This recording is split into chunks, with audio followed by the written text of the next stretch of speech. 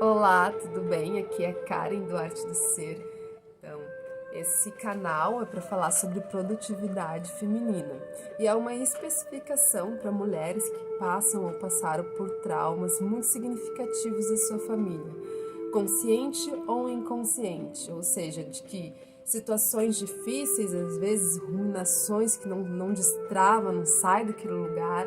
Então, essa análise desse método ela vai reconhecendo determinados padrões, né, no sistema, da forma como a mulher ela exerce esse reconhecimento, essa comunicação interna dela, e então vai desmistificando esses padrões. Então é um método baseado em 13 dias. Mas hoje eu quero falar para vocês de uma coisa muito interessante que está acontecendo. Nós temos um movimento que ele é um movimento mundial chamado de Chaturthi Ganesha.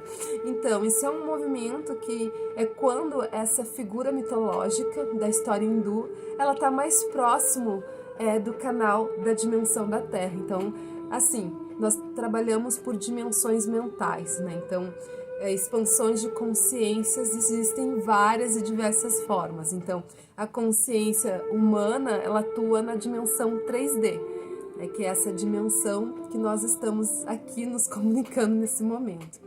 E aí, quando a gente começa a abrir a compreensão de vários elementos, a gente vai como se fosse abrindo outros lugares, outras possibilidades, onde a Terra ela começa a se comunicar de uma outra forma, que não só essa dinâmica aqui que nós estamos, né, de humano para humano. A gente começa a entender que existem sim outras formas de existir na vida, além de tudo que a natureza dessa Terra já tem, obviamente, né, que as pedras têm vida, as plantas têm vida, os animais, enfim, e tudo isso, existe uma inteligência intrínseca dentro disso. E todos estamos aqui nos comunicando. Então, essas figuras mitológicas, elas também têm uma representatividade. E aí depende da comunicação que cada pessoa, cada sintonia. Às vezes a pessoa ela vai ter uma sintonia mais afinada com uma determinada cultura do universo, enfim. E aí, como a gente está falando de mulheres que têm esses padrões, a gente está falando de chakra básico, a gente está falando do Muladhara. E o Muladhara Chakra, ele tem dentro dessa mandala dele, ele tem um triângulo invertido para baixo, que representa o número 3, como se fosse a trindade, né? Esse triângulo, ele significa, quando ele é invertido para baixo, ele significa as águas, a purificação, né? Então, purificação do quê? Se ele tá lá naquela região lá básica, né? Ou seja, na base do períneo, ele tá purificando essas memórias que essas mulheres trazem, né, desse feminino, enfim, da sua ancestralidade. E aí eu venho para te dizer assim, existem várias simbologias dentro do Muladhara, né? Existe um triângulo, existe um quadrado, existe um redondo, e cada uma delas tem uma comunicação falando ali, cada uma dessas geometria. E além disso, existe também outros elementos, e um deles é o Ganesha. Então, o Ganesha coabita dentro desse lugar, desse Muladhara. E o que tem a ver essa deidade mitológica com o chakra básico, com essa vibração? O que tem a ver, né? Então, eu vou contar uma historinha para vocês, bem interessante. Essa história toda, né? Essa história mitológica toda que os mitos, eles nos ajudam a entender a vida cotidiana e diária e maçante, né? Faz a gente dar significado para as coisas. Não há nada que diga que a mitologia não seja história de verdade. Não tem prova científica para isso. E eu digo para vocês por quê. Porque vocês sabiam que, inclusive, nenhum exame de ressonância magnética ele é 100% validado? Aquilo é simplesmente uma compilação de probabilidades?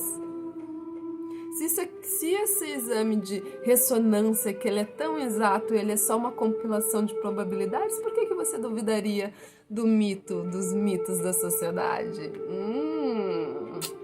E aí eu quero te convidar a entrar nesse universo dos mitos. Então, tem uma mulher que eu quero te falar que eu adoro o jeito que ela fala sobre isso, que é a Lucilena Galvão. Procura ela aí no YouTube, procura ela no Instagram, procura ela no Facebook. Essa mulher, ela é incrível para contar mitologia histórica, ela traz perfeição, ela traz detalhamento, assim. E faz a gente ter uma reflexão pro dia a dia, né? Então, assim, ela é maravilhosa e vai quebrar os teus padrões a respeito dessas questões de mitos. E voltando para nossa historinha legal, olha só, Ganesha é esse cara aqui, ó. Maravilhoso, né? Ele é um elefante numa corporeidade. Por quê, né? Agora eu vou contar a história dele para vocês. Lá nos primórdios da humanidade, quando Shiva, esse cara do yoga, né, lindo, maravilhoso, dentro de uma roda de fogo que ele é colocado, ele era casado com uma das mulheres incríveis dessa humanidade, Parvati. E então essa mulher, eles eram um casal. E aí Shiva, ele queria o mundo, ele queria levar o yoga para o mundo, desbravar o mundo, as questões, enfim, e desbravar, e ele tinha essa ânsia, então ele não conseguia ficar dentro de casa, ele tinha que ir ao mundo, comunicar esse estudo, esse autoestudo de yoga dele para outras pessoas, né? Vamos sintetizar assim, tá? Eram outras coisas, mas sinteticamente é isso. Aí ele parte, claro que eles se comunicam antes, ele é a esposa dele, eles conversam, né? E ela vê que ele tá triste, aí tem todo um cenário, ela vê que ele tá triste, que ele tá ficando assim, assado. E aí, então eles entram numa comunicação ali e ele parte. Só que Parvati estava grávida. E como Shiva foi pro mundo e naquela época não tinha avião, não tinha esse transporte que a gente tem, ele ficou anos nessa investida dele. Muitos anos. Tanto que quando ele volta, ele tá barbudo, ele tá cabeludo, ele tá outra pessoa de quando ele tinha chegado, do que quando ele tinha saído. E aí quando ele volta, porque ele volta pra casa, ele volta e ele vê um homem na frente da casa dele. E ele automaticamente pensou, quem é esse homem? Quem que tá na minha casa? E ele nem pensa o que poderia ser, porque a esposa dele não tinha parente, não tinha ninguém, então não justificaria aquele homem ali. E aí o que ele parte? Ele parte pro confronto. E nisso, Parvati estava tomando banho. E aí o que acontece? Um drama na família. Ele mata esse ser. Quando Parvati então sai do banho e vê aquela cena, ela, depois do choque, ela informa que o único jeito dela aceitar Shiva de volta era que ele reconfigurasse, trouxesse a vida de Ganesha de volta. Por quê? Aí ela conta que ela estava grávida quando ele saiu e que ele era o filho de Shiva. Imagina um trauma, né, da família. O que ele faz? Então ele vai, na história conta, então ele vai, né, buscar como fazer isso. Aí existe uma informação de que para trazer a vida de volta tinha que encontrar uma cabeça que tivesse direcionada para a direção norte, uma coisa assim e tal. E a única cabeça que ele encontra direcionada para a direção norte é uma cabeça de elefante. E aí o que acontece? Ele faz isso, traz de volta a vida de Ganesha. Só que Ganesha perde então essa humanidade, né, humana, normal, né, que a gente tem, se torna meio humano, meio animal. E aí ele fica muito assim desconfigurado na sua identidade, porque ele já não era aquilo, o pai foi lá e aí para renascer ele traz aquilo, então ele carregava essa coisa compadecida dentro dele, né? Por essas coisas terem acontecido. E aí o que acontece? Todos os deuses de todos os universos, digamos assim, tá? Que existe o planeta Terra, existe Vênus, existe Marte, existe tudo isso aí, tá? E aí é como se todos os deuses de todos esses universos, eles abençoassem Ganesha, porque ele se sentia deprimido e reprimido por carregar algo que não era dele, ele tinha perdido isso. Só que ele era muito bom, ele era um garoto maravilhoso, ele era muito amado.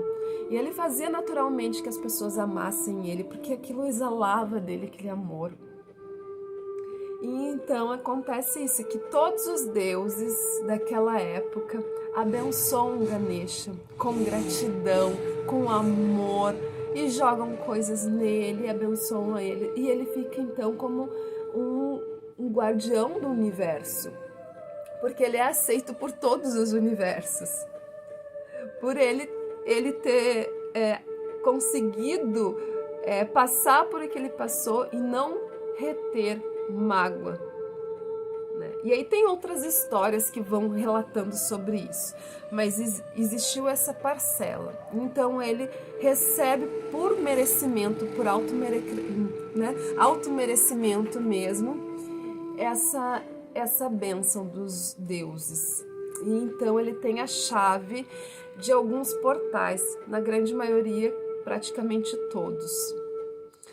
E aí, o que significa isso para nós no Muladhara? O que Ganesha estava fazendo? Ele estava protegendo a sua mãe enquanto ela tomava banho. Por isso que ele estava na frente de casa, ele protegia a sua mãe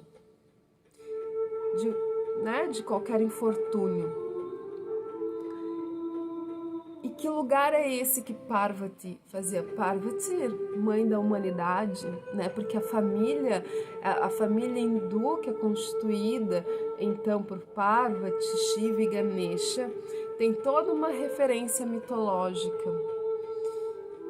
Então, por que ele né, o significado nem é tanto a história que eu quero trazer assim, porque tem vários elementos, inclusive, que compõem de fato o significado de todos os detalhamentos dessa história, mas o propósito que eu quero trazer aqui para ti é te comunicar a respeito de qual o significado de Ganesha estar no Muladhara. Ganesha está no Muladhara porque ele protege o feminino. Ele protege porque ele sentiu as dores do sofrimento. E ele sabe o quanto que é difícil. Tantas coisas, tantas dores, porque ele sofreu aquilo. Mas por ele ter um amor tão grande, e ele ter essa capacidade de retirar as limitações, porque ele sofreu uma limitação. Ele sofreu uma limitação. E uma limitação vinda do pai dele ainda. Então ele transforma esse lugar de dor. Com quê? Com dor? Com mais dor? Não, com amor. E com o seu próprio amor ele recebe mais amor dos outros deuses. E assim ele transmuta as limitações da guarda do feminino, porque ele guardava a sua mãe, ele protegia a sua mãe. Por que ele é um guardião? Porque ele já desde a tenra infância, ele nasceu para esse propósito. Enquanto o pai dele foi fazer o propósito dele, Ganesha tinha um propósito ao nascer, propósito de preservar a sua mãe, para quando seu pai retornasse, a família voltasse. E então ele fica representado lá nesse lugar do básico. O que é o chakra básico? É a sustentação para que todos os outros chakras se comuniquem. O que é chakra? É uma roda que gira e gera o que? Energia. É através desses circuitos energéticos que os órgãos e as glândulas funcionam no nosso corpo humano. Sem existir essa válvula, não existiria vida, não existiria energia para oxigenar todas essas regiões e fazerem com que elas de fato funcionassem. E então, lá nessa região do básico, das raízes primordiais, o que ele faz? Ele auxilia as mulheres que trazem registros inconscientes profundos, de dores profundas, a se liberarem dessas dores, a desapegarem. E aí vem um outro exercício agora que eu vou te passar a respeito do significado da dor.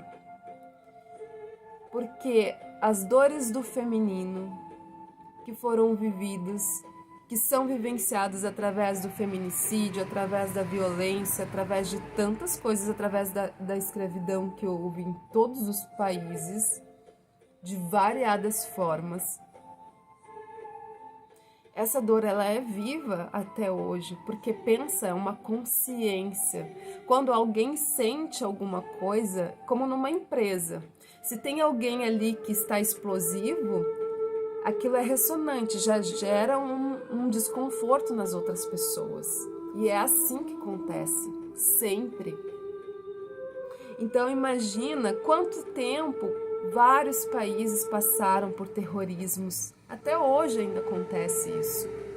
Até hoje a mulher é violentada. Até hoje tem essa questão com o patriarcado.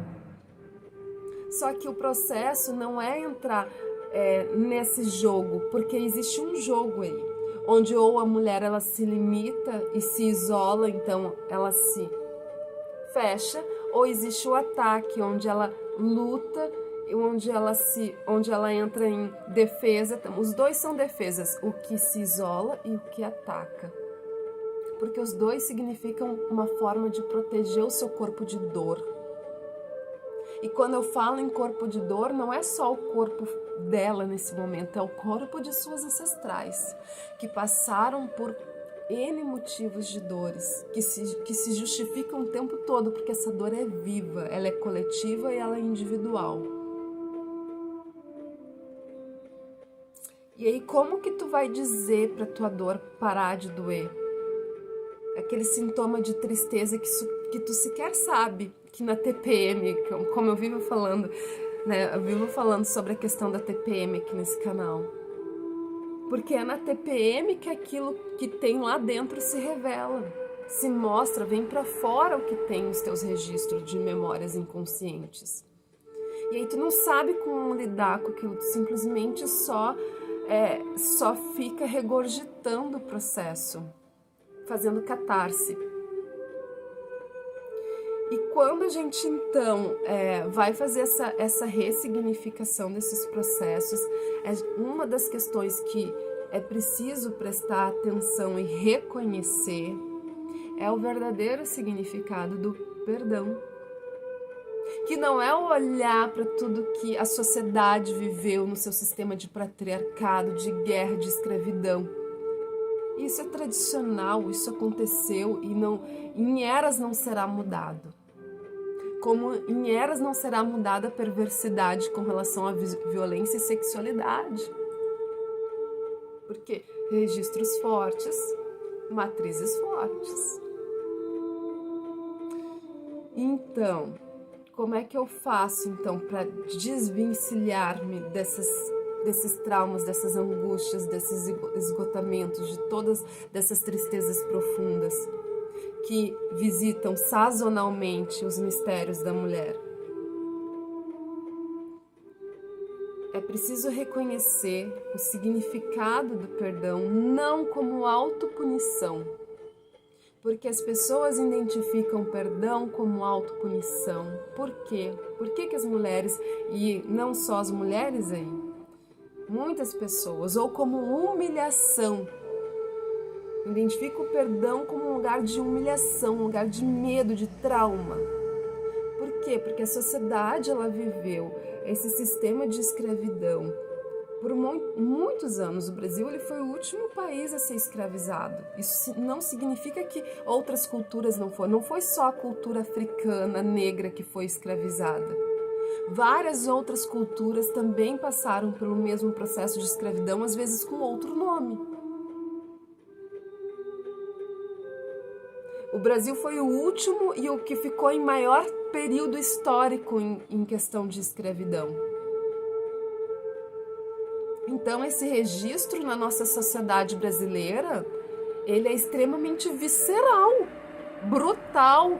A grande maioria das mulheres que estão nesse país, elas têm maior tendência de acessar esses lugares. Não que as outras não tenham, porque também nós estamos no universo, né? Nós não estamos regionalizados dentro de um país, todos estamos nesse universo coletivo. Mas é porque a gente está mais perto, né? Que nem localização. Então, se questão geográfica mesmo, né? Então, se eu tô mais perto de uma situação que me favorece, fica mais fácil de eu ir nela. Se eu estou mais longe, fica mais difícil. Eu vou ter que pegar um avião, vou ter que pegar um ônibus, vou ter que pegar um transporte. Mas se ela tá aqui, do meu lado, aí fica, né, mais receptivo a coisa. O canal tá mais perto. Então, quando essas questões, elas são reconhecidas, é preciso compreender o significado do perdão, porque como eu falei, na história isso existiu muito. Então o dono dessa pessoa, a pessoa que, né, o dono que era dono desse escravo, digamos assim, era dono dessa escrava, ele entendia no conceito dele que algo tinha sido feito errado, por exemplo, alguma coisa aconteceu errada. E aí ele dá para que ele aceite que aquela pessoa permaneça naquela determinada situação, recebendo aquilo que ele julga que seja alguma coisa, ele pune.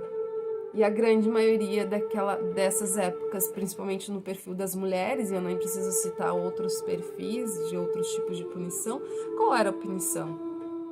Era ter relacionamentos sexuais múltiplos e variados e sabe-se lá o quê.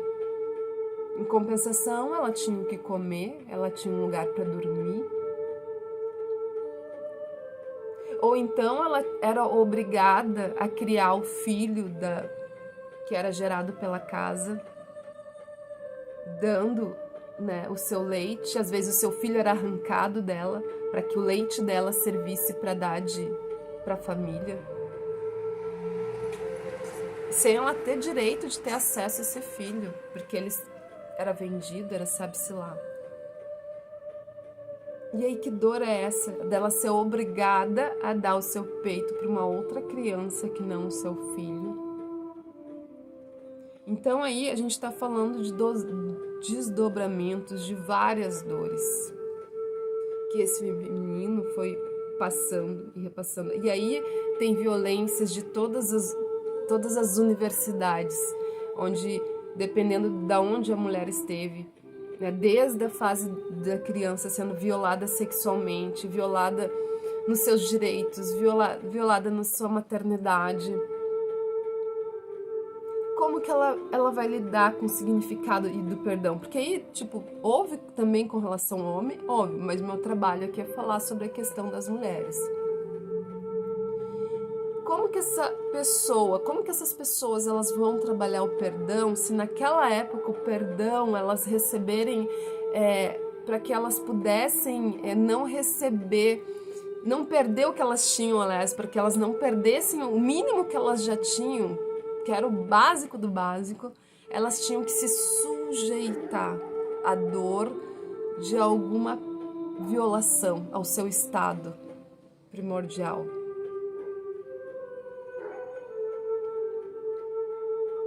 Tá entendendo a profundidade que isso é? E aí que o perdão ele é identificado como autopunição, porque é um registro de memória coletiva vivenciada por muito tempo como uma tradição chamada escravidão,